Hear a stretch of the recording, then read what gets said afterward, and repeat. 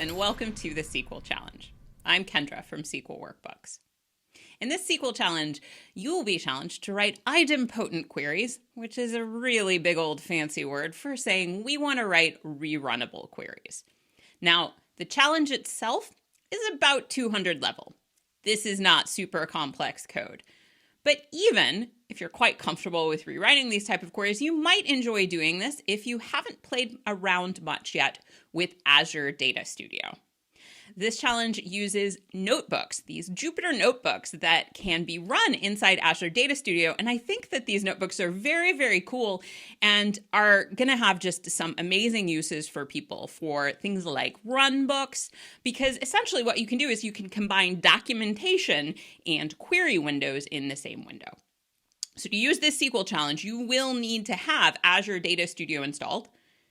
Is totally free. You download it from Microsoft. Just search for Azure Data Studio and you will find it. And one of the very cool things about this is it is cross-platform. So if you're using Windows, you can totally run it on Windows. But let's say you have a Mac and you're starting to do things like run a test SQL server in a Docker instance on your Mac. Well, you can run Azure Data Studio directly on your Mac.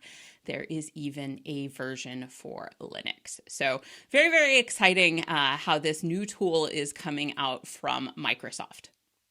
Now, let's talk a little bit about the challenge setup. To set up the challenge, we are using a free classic sample database from Microsoft. So let's actually make sure there we go.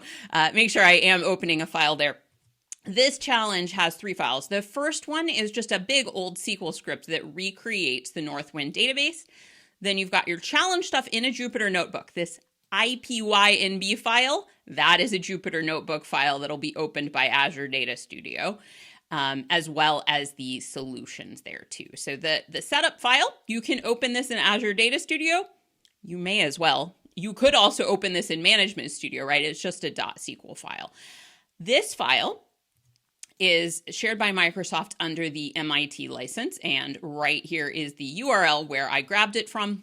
I just included it in your download scripts for convenience. So when you run this, you do, of course, still need a SQL Server instance to run this against. Azure Data Studio is just a client like Management Studio. So you still need a test instance of SQL Server where we will actually create this database and run our tests.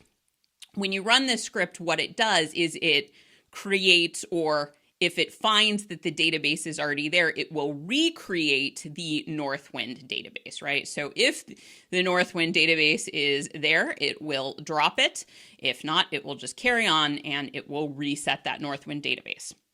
If at any time during the challenge you want to reset the database, you totally can just rerun this setup script and it will reset the database.